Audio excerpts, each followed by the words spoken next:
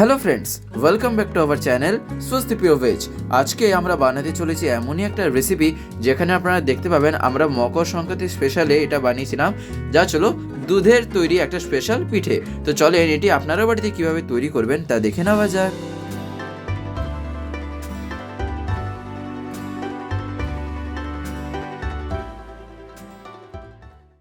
আমরা সবথেকে প্রথমে এখানে দুধ গরম করতে বসিয়ে দিয়েছি অলরেডি। আর এখানে আমরা আরেকটা পাত্রে নিয়ে নিয়েছি হলো কিছুটা পরিমাণে সুজি। তার পাশে আরেকটা পাত্রে আমরা এখানে রেখে নিয়েছি যে জিনিসগুলি, তার মধ্যে এটা প্রথম হলো নারকেলের পাশে আমরা এখানে এটা রেখে নিয়েছি হচ্ছে হলো বাতাসা। আশা করি আপনারা দেখতে পাচ্ছেন যে লাল বাতাসা নিয়েছি।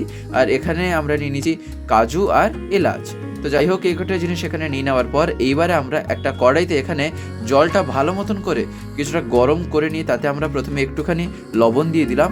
আর এখানে এই লবণ দিয়ে দেওয়ার পর এইবারে আমরা এখানে দিয়ে দেবো হচ্ছে হলো যে সুজি আমরা নিয়েছিলাম, সেই সুজি আমরা এখানে একটু একটু করে দিতে থাকবো। আর এখানে এটা কিন্তু খুন্তি দিয়ে এরকম করে আমরা নাড়াতে থাকবো, অর্থাৎ এক হাতে আমরা সুজিটা দিতে থাকবো আর আরেকটা হাতে আমরা এটা খুন্তি দিয়ে নাড়াতে থাকবো সাথে সাথে।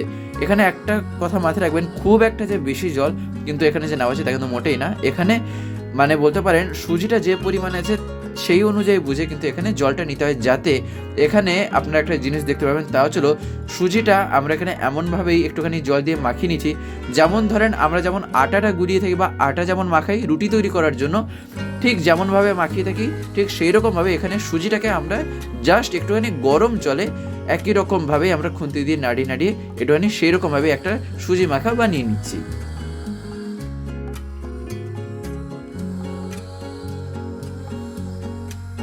তো যাই হোক, এইবারে আমরা এটিকে একটা পাত্রে এখানে নামিয়ে নিলাম এই কড়াই থেকে।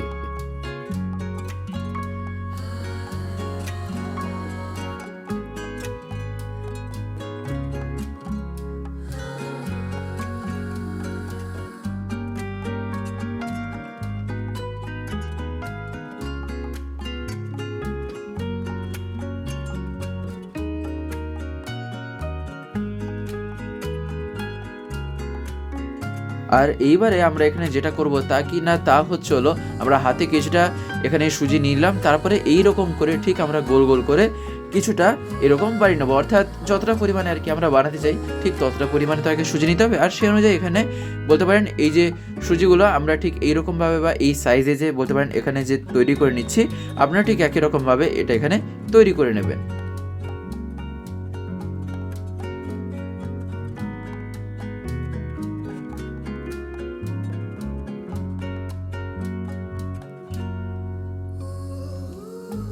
তো যাই হোক, এইবারে আমরা এখানে এই যে দুধটা এতক্ষণ ধরে আমরা গরম করেছি সেই দুধে আমরা অল্প পরিমাণে এখানে দিয়ে দিলাম হচ্ছে হলো লবণ। আর এখানে লবণ দিয়ে দেওয়ার পর এইবারে আমরা ওখানে যে সুজি দিয়ে যে বলতে পারেন এইগুলো যে বানিয়ে নিয়েছিলাম এগুলি আমরা এখানে পরপর দিতে থাকলাম। আশা করি আপনারা দেখতে পাচ্ছেন যে এখানে আমরা যে এই দুধে সেই সুজিগুলো যে বা বলতে পারেন সেই যে সুজি মাখাটাকে গোল গোল করে নিয়ে যেটা আমরা তৈরি করে নিয়েছিলাম সেটাই আমরা এখানে দিয়ে দিচ্ছি।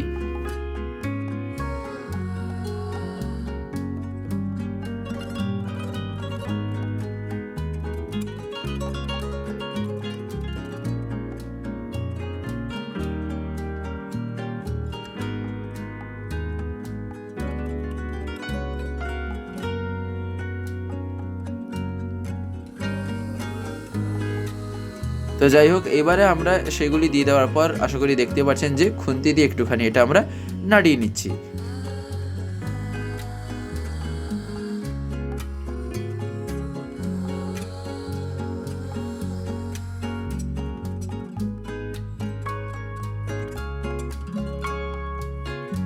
তো যাই হোক, আপনারাও এরকমভাবে খুন্তি দিয়ে খানিকক্ষণ একটুখানি নাড়িয়ে নেওয়ার পর এবারে আপনারা তাতে এখানে দিয়ে দেবেন হচ্ছে হলো এই বাতাসাগুলি। আর এখানে এই বাতাসা দিয়ে দেওয়ার পর এইবারে আমরা আরও যে জিনিস দুটি নিয়েছিলাম অর্থাৎ ওই কাজু আর এলাচ, সেই কাজু আর এলাচ এখানে আমরা দিয়ে দেবো। তবে তার আগে সেখানে যে আমরা গোটা কাজুগুলো নিয়েছিলাম সেই কাজুগুলোকে এখানে একটু একটু করে আমরা ভেঙে নিয়েছি, তারপরে আমরা এখানে তা দিয়ে দেবো।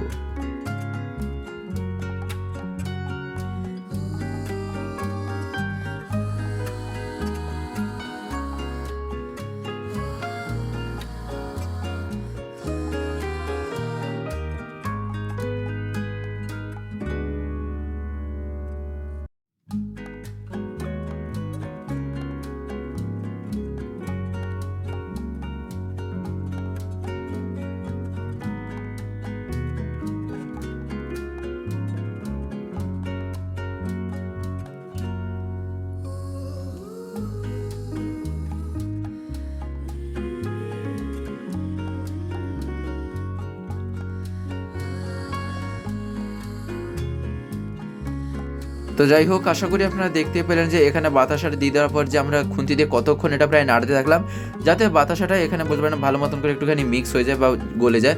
আর তারপরে আমরা এখানে দিয়ে দিলাম হচ্ছিল সেই কাজুগুলি, আর কাজু দিয়ে দেওয়ার পর এবারে আমরা এখানে নারকলও দিয়ে দিলাম।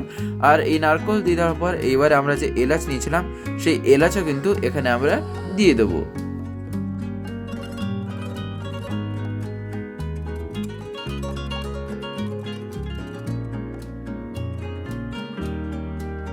তো যাই হোক, এইবারে আমরা এখানে একটা খুন্তি দিয়ে একটুখানি নাড়িয়ে নিচ্ছি।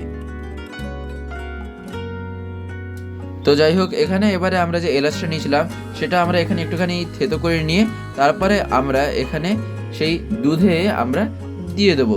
অর্থাৎ এই এলাচটাকে আপনারাও কিন্তু একটুখানি এটা থেতো করে নেবেন আর তারপরে এখানে আপনারা সেই দুধে দিয়ে দেবেন। আর এটা এখানে দিয়ে দেওয়ার পর এইবারে আমরা খুন্তি দিয়ে আবার একটুখানি এটা নাড়িয়ে নেব। তো এরকমভাবে এটা খানিকক্ষণ নাড়াতে হয়। বলতে পারেন এই রেসিপিটা এতই সুন্দর যে যদি একটু এইরকমভাবে বানানো যায় তাহলে খেতে কিন্তু এটা দুর্দান্ত লেগে থাকে।